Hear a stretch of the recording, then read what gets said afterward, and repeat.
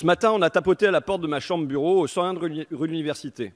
J'étais encore au lit, j'ai pas réagi. La porte s'est ouverte, j'ai grogné un « je suis là » et la porte s'est refermée avec un « oh pardon ». Comme j'étais réveillé, je suis descendu au petit déjeuner. Quand je suis remonté, les tapis de douche ne traînaient plus dans la salle de bain, la cuvette des toilettes était récurée, les serviettes changées, les poubelles vidées. Le même miracle se produit tous les jours. Ce n'est pas l'œuvre d'une fée, mais de femmes. J'ai échangé avec elles rapidement dans les couloirs. Elles arrivent à 6 h, elles repartent à 10 h, assez tôt pour ne pas déranger le travail des députés. Du lundi au vendredi, ça leur fait une vingtaine d'heures par semaine.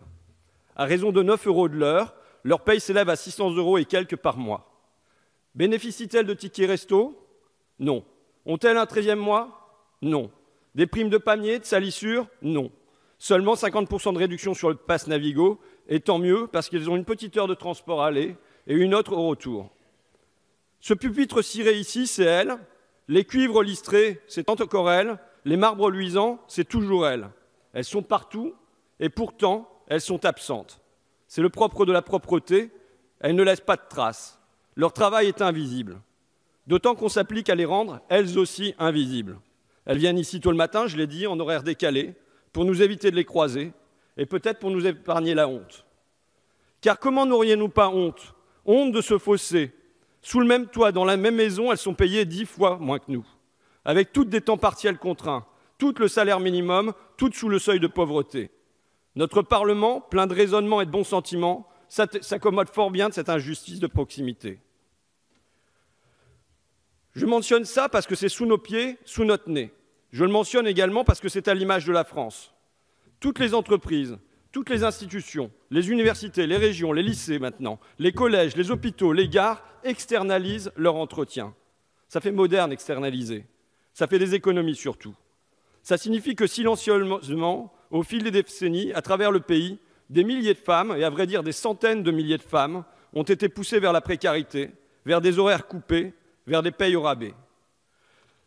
Je le mentionne enfin parce que ça vaut pour le ménage, mais au-delà aussi. Ça marche pareil pour les AVS, auxiliaires de vie sociale et auxiliaires de vie scolaire, pour les assistantes maternelles, pour les emplois à domicile en tout genre, pour toutes celles, des femmes le plus souvent, pour toutes celles qui s'occupent de nos enfants, des personnes âgées ou handicapées, quand ce travail n'est pas purement et simplement gratuit dans la sphère familiale, compté pour 0 dans un PIB aveugle.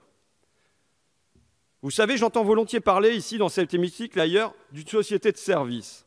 Et chaque fois, ça nous est vanté avec gourmandise, comme une promesse de bonheur. Forcément, nous sommes du côté des servis. Servis ici, à l'Assemblée et aux petits oignons, servis dans les hôtels, servis dans les supérettes, servis jusque chez nous par des nounous. Méfions-nous. Méfions-nous que cette société de service ne soit pas une société de servitude, avec le retour des serfs et des servantes, des boniches, mais sous un nouveau visage, sous un autre nom, plus moderne, plus acceptable, et qui nous laisse à nous la conscience en paix. Avec en prime, en plus de la chemise repassée, de la moquette aspirée, des chèques emploi-service défiscalisés. Notre confort est assis sur cette main-d'œuvre bon marché. Alors, depuis cette semaine, l'ambition présidentielle est partout martelée. À travail égal, salaire égal. Fort bien. Mais ça ne suffit pas. Vous devez, nous devons revaloriser les métiers largement occupés par des femmes, leur bâtir de réels statuts, leur garantir des revenus. D'autant qu'ils sont ces métiers bien souvent les plus utiles. Virez les publicitaires, virez les traders, virez les nuisibles, mais payez comme il faut les aides-soignantes, les infirmières, les auxiliaires de puériculture. Avant de légiférer pour le pays, qu'on me permette de démarrer plus petit, par ici, par la poutre que nous avons dans notre œil.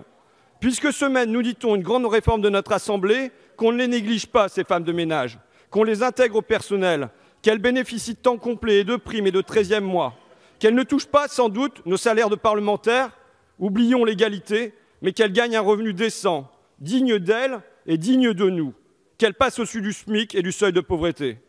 Monsieur le ministre, Madame la rapporteure, mes chers collègues, j'espère vraiment que pour une fois mon vœu sera exaucé. Je compte sur vous. Ou alors je vois une autre option. Dans Tenue de soirée, Jean-Pierre Mariel demande « Vous savez à quoi on reconnaît un riche? C'est quelqu'un qui ne nettoie pas ses toilettes lui-même. Une alternative alors, c'est que les députés et leurs équipes nettoient leurs toilettes eux-mêmes et qu'avec une telle mesure, cette tâche ne soit plus attachée à un genre, que l'on compte parmi nous des hommes de ménage et des hommes pipi. » Je vous remercie. Merci, chers collègues.